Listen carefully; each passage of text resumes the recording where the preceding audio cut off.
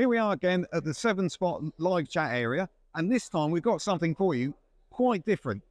We've got Cyclekarts. Now, probably like yourself, I hadn't heard of them until last week, and when I first looked online, I thought, Cyclekarts? I thought, men in Lycra in four-wheel bicycles, but that really wasn't the case. And with me, I've got Ian, Jim, Flim, and Simon. Now, Ian, this is obviously not involving Lycra or pedaling, so tell us a little bit more about what the concept is behind Cyclekarts. Okay, so the cycle started originally in the 90s in America. This bloke built a cycle car, Honda C90 wheels, a little Honda engine out of a power washer or cement mixer, and it was called the Stevenson formula on how to build one, and that's gradually spread around the world now, and it reached this country about 4 or 5 years ago. Yeah, about 4 or 5 years ago, and numbers in this country gradually started building up, and then this year the club was formally announced, and sort of moving on from there now. And it's currently about 20 cycle carts that are fully built up and running on the road, but they're all scratch built. There's no kits. You can buy various parts to help out with the build, but they're basically all scratch built, and it's going on from there. So what are we looking at power-wise in the back? So power-wise in the back, it's generally a Honda GX200, 200cc single-cylinder 4-stroke, but the majority of us are using Chinese clones of that design. There's various makes out there, but far cheaper than Honda. Pushes out about 6.5 horsepower, so about enough to drag one skin off a rice pudding, but we're allowed to take them up to stage 1 tune, which takes them up to about 10 brake horsepower, and then you can drag two skins off. And from memory, that is very similar to the engine that they use. Like, if anyone's done indoor kart racing, yes, it's that engine. Yeah, indoor kart racing. Some of them use GX 160s, 160cc. Some of them are using GX 200s, the same as these. Some of them might use the GX 340, which is bigger again, and others will use 2 engines as well. So, yeah, these engines are in use over a lot of things. So, overall, looking at it, it's like, to me, somewhere about a 1920s Brooklands racer that's been out in the sun a bit long and it's shrunk.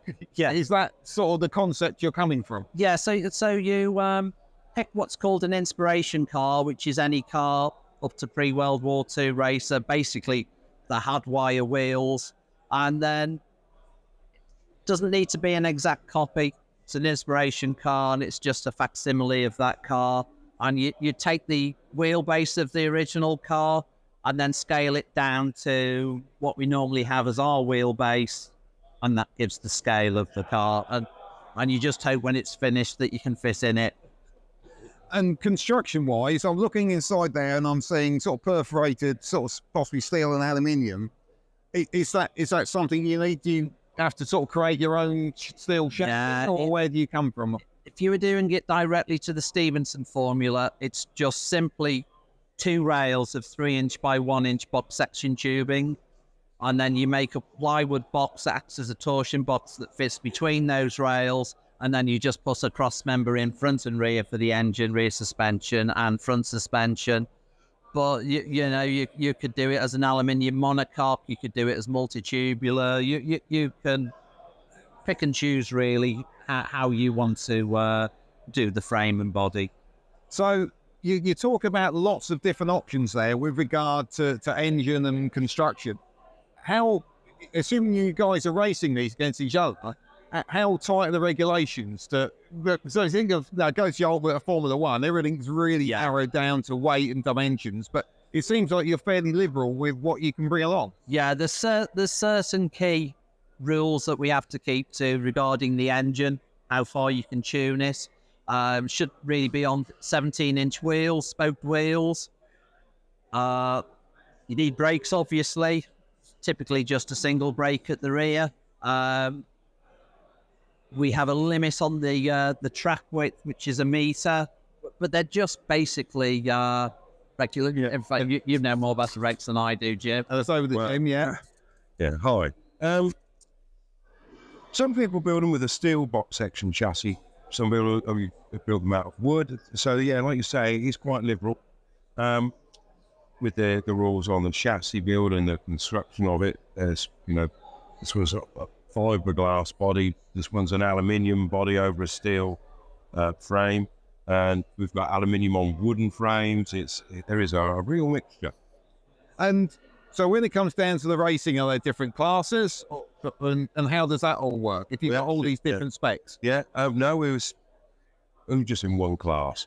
So it has to, be there's a power limit and the 17-inch wheels, and there are restrictions in how big you can go with it and how small.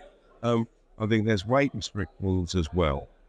But they're quite, we easily fit within those restrictions. Or 90%. It's very rare that we have a car that doesn't fit in the things, and they then said, you need to perhaps change something, and it'll fit in, there.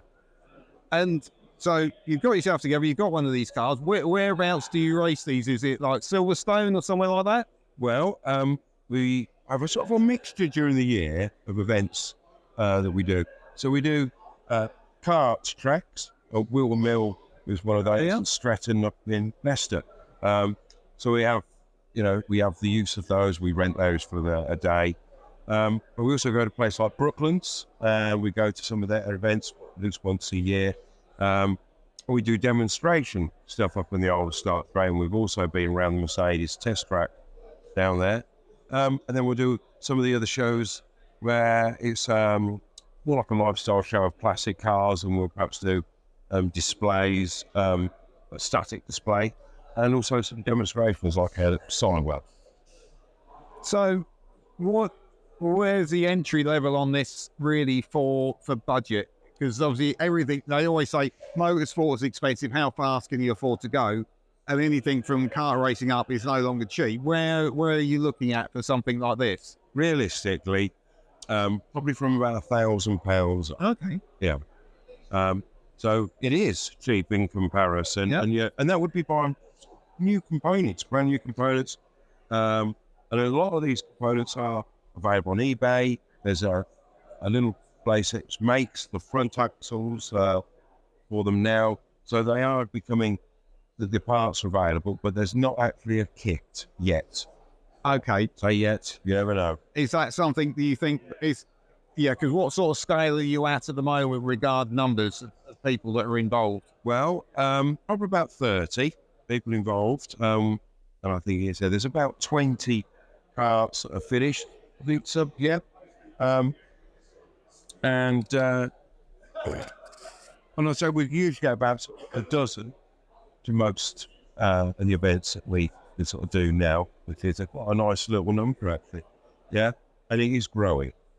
Yeah, but what you were saying, what Ian was saying earlier, it's something relatively new to the UK that is growing. What sort of scale is this in America, where it started?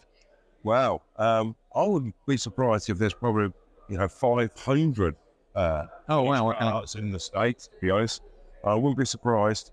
They have been doing it a lot longer, and because it was only say 4 or 5 years ago that it sort of started to become a bit more known, and as we started, it was only about 4 of us when I did. I think it was 2018. And it's sort of grown for that because we've been out trying to publicise it, and it has. Because I think most people that have joined the hobby have really enjoyed, coming out in the cycle car sports. Yeah, sorry, if I can just add in there that the Americans organise a cycle kart world championship. Oh, okay. One of our guys was the world champion last year, which is good to get one up on the Americans. Well, I just mentioned his name. Mr. Chris Loader, world champion. He'll enjoy that. And the main point I mentioned that is obviously to take part in the World Championship, you need a cart. And I think there was 260 people in the World Championship last year. Yeah. So that gives you an idea, scale, around the world, how many there are. And it's growing all the time. Yeah, the World Championship is done by sending a video of the things you have to do. You know, there's certain things that it can't be edited and all this sort of thing, and you've got to follow certain rules of a video, and then you send it off to a guy in the States. Oh, so it's not actually, well, I'd say like a live event where there's 250 cars. No. It's not like the Formula Ford Festival of cycle carts. It's you're submitting it individually from around the world. All around the world, yeah. Brilliant. Now, say somebody wants to find out a bit more about this. Apart from come to see you outside here at Newark, how do they find out more about the cars? Well, the best place to find us is on a website, cyclekartsgb.com. And there's loads of information on there. There's a link to a forum where you can get and join that, and get, again, lots more information on how to build one and the specs and all this sort of thing. And also, you know, the sources for parts, and really good website. Okay, well, we'll add that along the bottom of the screen there, so you'll be able to follow that and know where to find out more about these carts. But thanks, guys. That's been absolutely fantastic. Really interesting to find something I've never seen before, and I don't think a lot of people at home will have seen it either. So really, thank you very much for bringing both of these cars along. Really appreciated. And if you've enjoyed that, and I hope you have, if you could click us a like, that'd be really great. And even better, if you could do us a subscribe to the 7 Spot channel.